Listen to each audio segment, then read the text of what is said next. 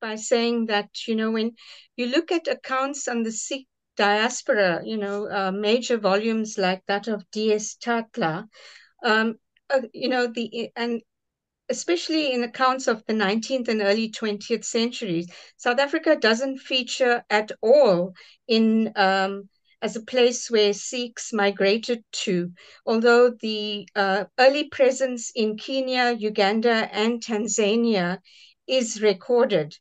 The story of the Sikhs diaspora is actually dominated by accounts of early movement to the Far East, Malaysia, Singapore, and Hong Kong, and movement to Australia, New Zealand, America, Canada, and Britain. Um, while Tatler records the very small numbers of Sikhs in Fiji, which is about 200 to 500, and New Zealand 200 to 500, between 1890 and 1910, Cape Town, of course, gets no mention.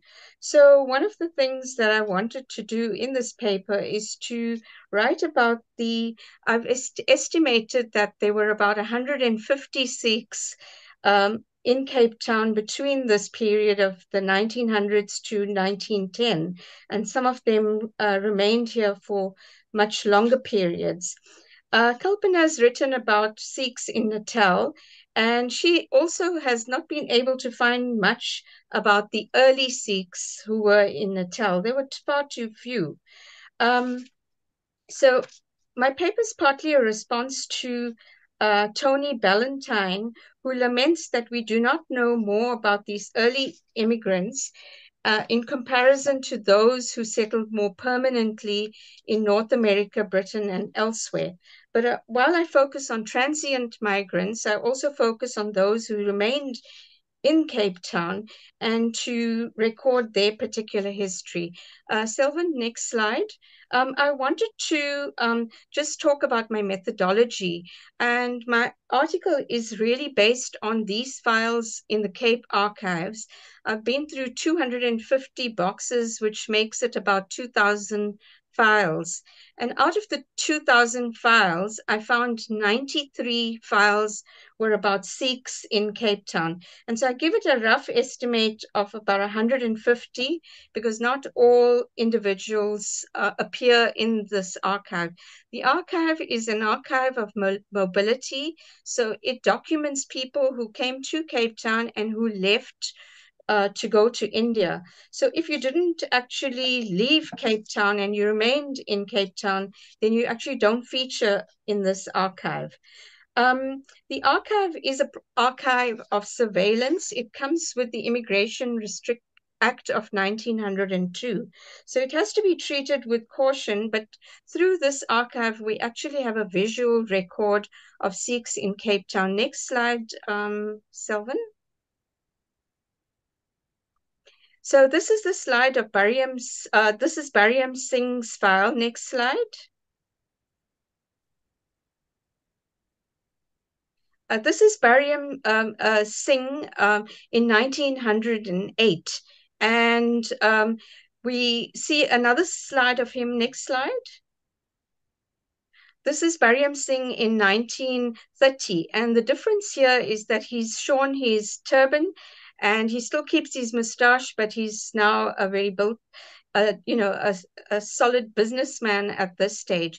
So what I wanted to do, next slide, please.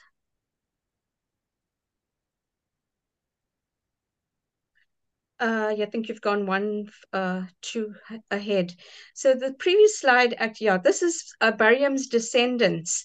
And so what I've done here is to look at Bariam's file and then trace his descendants in Cape Town. And I'm very fortunate to interview his daughter and his granddaughter, and yet another granddaughter who's written a thesis and reflects on her family. And I use Bariam's biography as a device to talk about the collective biographies of Sikhs. And I'd argue that these traces of fragments actually provide an entry into the lives of those on the margins of history. And Claire Anderson has demonstrated that when you put multiple fragments, they can be put to work in the construction of life histories. Next slide.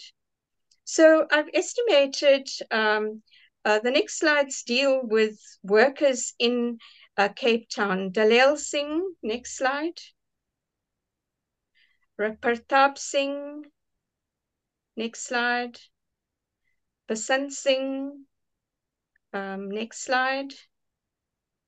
Banta Singh. So what I want to say about these particular uh, people, they were actually one of 73, they were a part of 73 workers who worked for the harbour at Cape Town. There was a big contract to Sir John Jackson's company to build the harbour.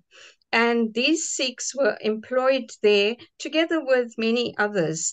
And they formed quite a community in Simonstown. And then from Simonstown, they moved to other places.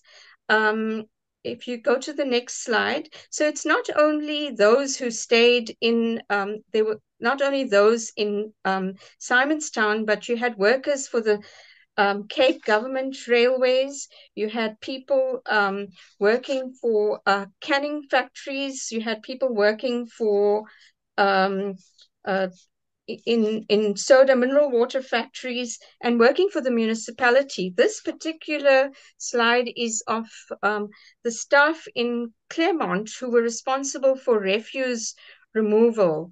And so there are about 15 of them there. And so there is mobility. So some people, like the slide of Pratap Singh that we saw, he started off at the government railways, then he went to a soda factory, and then he went to Simonstown where he worked. And others actually went from the Simonstown docks and moved into Cape Town. Now, I'm not going to go through why they came to Cape Town, because that's just, I mean, we can go through that if people ask questions.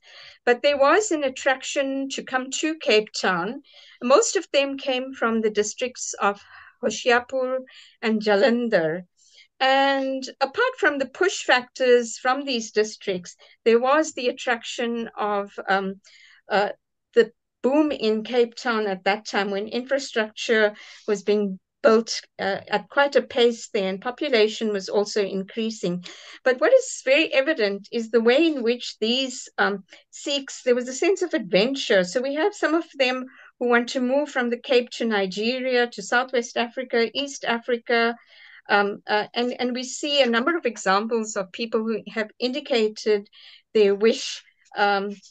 So what is very particular about these Sikhs is that they were temporary. So their temporary presence in Cape Town has much to do with the Immigration Act of 1902, whereby they would have to get a permit to re-enter. If they went to India, they would have to get a permit. Initially, permits weren't given, but when they were given, the workers couldn't come back from India in time. So we have some people writing, well, there's plague in the area. Some people writing, oh, they're busy with cultivation, so they couldn't come. But they weren't given, once their permits expired, they actually disappear from the record in Cape Town. And so I call these the temporary, the transient Sikhs, but there were more permanent ones. So Barium remained in Cape Town for 54 years. Next slide.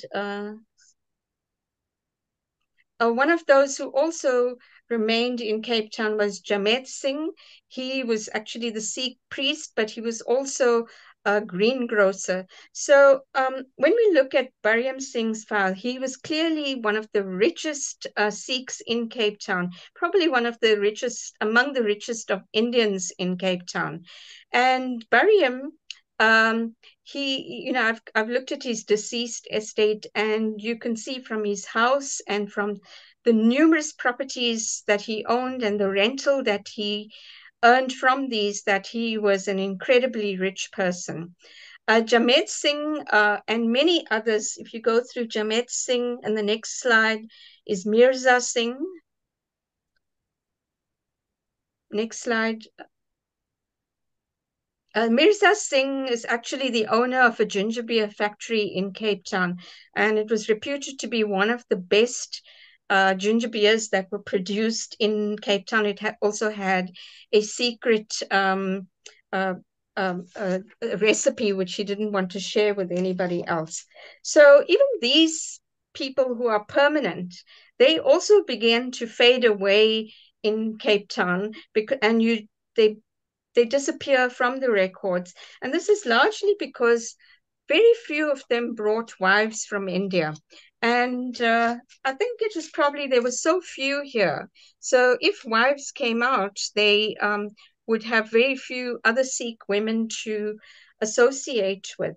And there were two wives who did come, and if you just go, oh, okay, I think the essential thing that there were men who lived here as single men for a very long time. And one worker, when he was asked, Chuchar Singh was asked, where's your wife at the immigration, by the immigration officers? And he says, wives of Punjab do not leave the Punjab. And others had other reasons. So out of the 18 Sikhs who remained in Cape Town, I found only three who brought their wives and only two who brought their sons. And so as a result of this, one finds that, Sikhs eventually disappear in Cape Town. But there were other reasons, and I want to go to the life story of Gurbakh Singh is one of the sons who came to Cape Town. He was Ganga Singh's son. Next slide. And this is, you see Gurbakh Singh wearing a hat, and now you see him wearing a turban. Next slide. The story of Gurbakh Singh, you see he's wearing sunglasses here, and that is because he lost his eye. He actually brought his wife, next slide, Nasib Kaur, came to Cape Town in the 1930s, and their two children were actually born here. The story of Gurbakh Singh is actually very, very important because it tells us how the Sikhs related to other people in the city of Cape Town. When Gurbakh Singh's wife returned to India for a short period, he had an affair with a Malay woman, and then he had a child with her. It's a very detailed story, which I go through in my paper, but I can't do justice to it. But they became a huge lovers' quarrel between the Malay woman and himself, largely because his wife was returning. And so she went off to the immigration office to tell them that, he is the father of her child, and they were married according to Muslim rites. And as a result of this, Nasib Kaur was prevented from returning to South Africa because the immigration laws stated that if a man had a child in Cape Town by another woman, the wife in India would not be allowed in. So that's another case of, women, one of the few wives who came who was then ultimately denied permission. The marriage of Bariam Singh and his family is an insight into how what kind of family lives they established. Bariam Singh actually married an Afrikaner kitty who, if we could just move to the next slides. That's Esri, wife of Sochet Singh. And I think we can end the slides here. This is a petition of Sikh people in support of a particular Sikh resident, and they write in Gurmukhi. In terms of identity, and I think really this is the main part of my paper, and I hope I have time to go through it. But those who've written about the early Sikhs in places like New Zealand and in Australia, they actually don't see, a Sikh identity. They say that, caste and place of origin was really more significant than religion. I find it very difficult to make conclusions about that here because I see a very strong Sikh identity amongst the Sikhs who were here. There is no indication that caste was significant for them. They were all the same caste. Most of them were Jats. They didn't form village societies like the Indian Muslims. And there were not there weren't significant number of people from these villages. Sylvan, you can close the slides at the moment. I'm done with them. Um, Barium, when he got married, he married an Afrikaner. And when she died in the 1930s, he then married a colored woman. And it is through their family that I try to look at questions of identity and to what extent their identities as Sikhs or their identities as Indians, or, what was the nature of the family. But one of the first things Barium did was to replace his turban with a hat. And his family says, well, he always wore a gray hat. And this became really important to him. He remade his image in Cape Town and, essentially looked no different from other Indians or from others in Cape Town. While he shed his markers of his Sikh identity, he seems to have more confidently embraced an Indian identity. One of the founding members of the South African Indian Congress, and he belonged to other Indian political parties in the Cape. And one of the reasons for this, I argue, is that because Indians began to be discriminated in at the turn of the 20th century, there was a need for political organizations to fight this. Other than this, Indians were part of the general population of Cape Town, and you wouldn't have seen political organizations. Barium entertained the Indian High Commissioners at his house, and his wife Elaine cooked for them. He marked Indian Independence Day, and the Indian and Pakistan flags were hoisted at his house. But we have the examples of Indians in California who married Mexican women. And Ballantyne describes their households as radical strategies of adaptation. And Karen Leonard, who's made the most extensive study, has asked how these pioneer Punjabi men transmitted Indian beliefs and behaviors to their descendants. So I asked this question of Barium's family, and we find that within his home, the cooking was largely Western. He never talked about his uh, Sikh heritage to his family. His son says he didn't even regard his father as an Indian. Out of all the children that Barium had, the one son that he named was given his name Barium, but he became Barry. He was called Barry. And they went to Sunday school and they went to Anglican churches. And although there was a Sikh temple, Barium's family did not go there. They had a memorial service for Barium at the Sikh temple, but his son says, I felt out of place as I did not understand the ceremony nor the language. Now, an important thing happened when apartheid came. Barium died in 1954, but apartheid came with the Population Registration Act and with the Mixed Marriages Act and the Group Areas Act. And actually, while couples like Barium and Elaine worked out their homes harmoniously, apartheid forced people into taking fixed identities. And what I have to say about Barium's family is that his two children, uh, Barry and Elaine, found it useful to take a colored identity rather than an Indian identity. And in Cape Town at this time, Indian political organizations are pleading with the Group Areas Board, please classify us with coloreds. And the reason for this is because Indians were such a small population. It was actually a disadvantage to be an Indian because you would have to be relocated to one of two group areas. If you were colored, you could settle in a wide variety of places. So we see, and there are many families like that of Barium, where you find that their children take on a colored identity.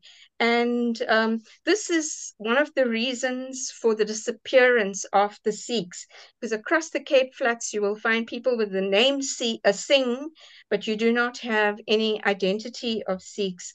There's a resurrection of interest in Indian identities. So, for instance, Elaine and her husband, Patrick O'Connell, attended the 2010 commemorations of the 150th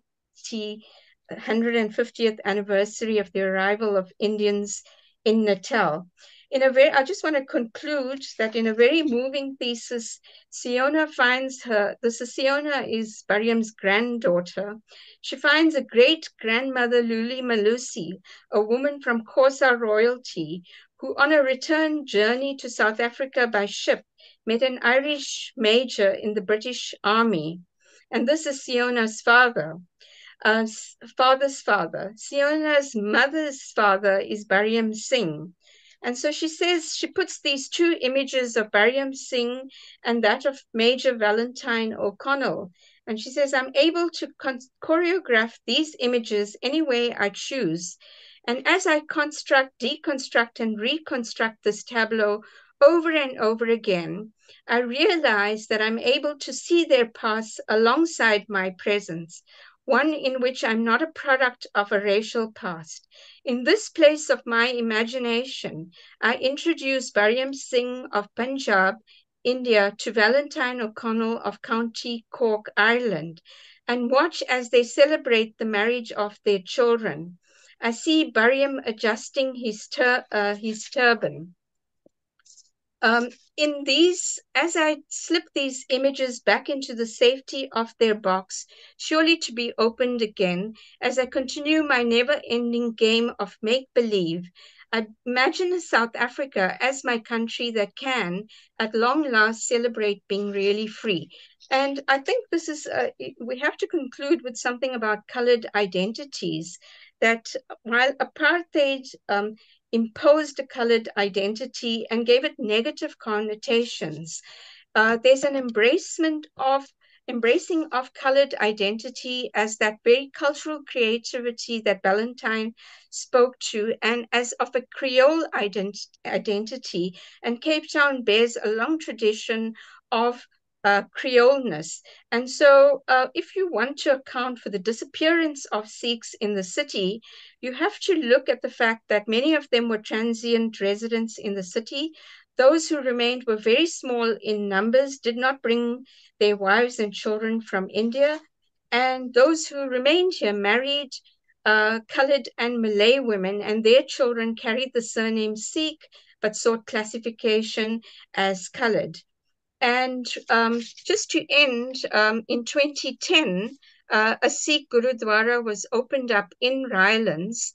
And this is mainly for the Sikhs who came into the country from the 1990s onwards.